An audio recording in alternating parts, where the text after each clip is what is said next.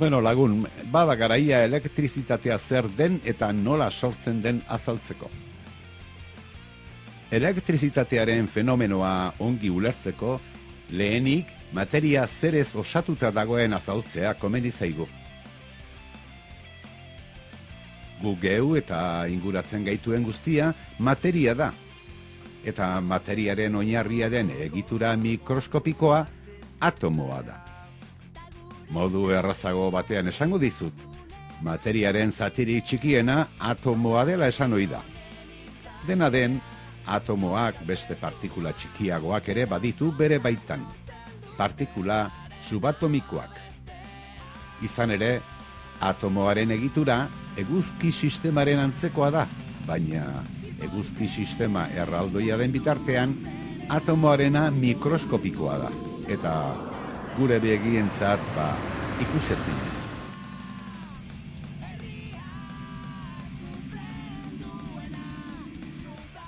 Atomoak nukleo bat du, eta bertan protoi eta neutroi izeneko partikulak biltzen dira, eta inguruan, abiadura handian, elektroiak dabiltza biraka. Protoiek karga positiboa dute, elektroiek negatiboa eta neutroiek ez dute kargarik. Atomoak berezko egoeran, elektroi eta protoi kopuru bera izaten du, beraz, karga elektriko neutroa du.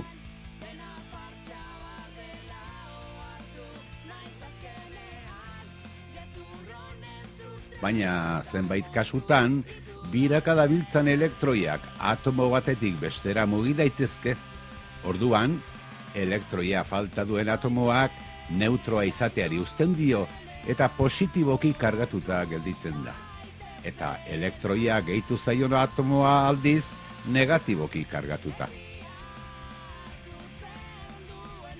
Zer da beraz karga elektrikoa?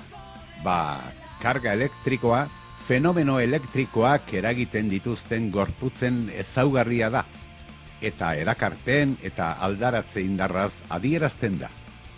Karga negatiboaren eta positiboaren artean erakarpen indarra sortzen da.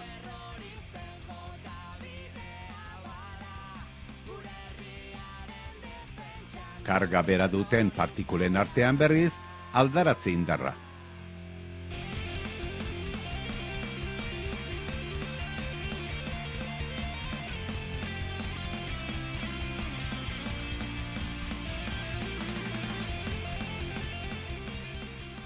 Karga elektrikoak sortzen dituen efektuak ikusteko, saiakera proba erraz bat egingo dugu.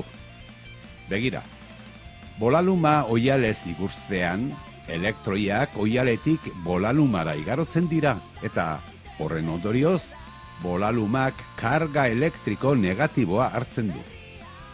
Karga negatiboa duen bolaluma, paper puskatxo batera hurbildu ezkero, bolalumatik hurbildagoen papertxoaren muturreko elektroiak beste muturrera joaten dira. Horregatik, paperaren mutur horrek karga positiboa hartzen du eta bolalumaren karga negatiboarekin erakarpen indarra sortzen da. Halako kasuetan, gorputz zati batean karga elektrikoak metatzen direnean, gorputzak elektrizitate estatikoa duela esaten da. Fenomeno elektriko hauek beste zenbait egoeratan ere gertatzen dira.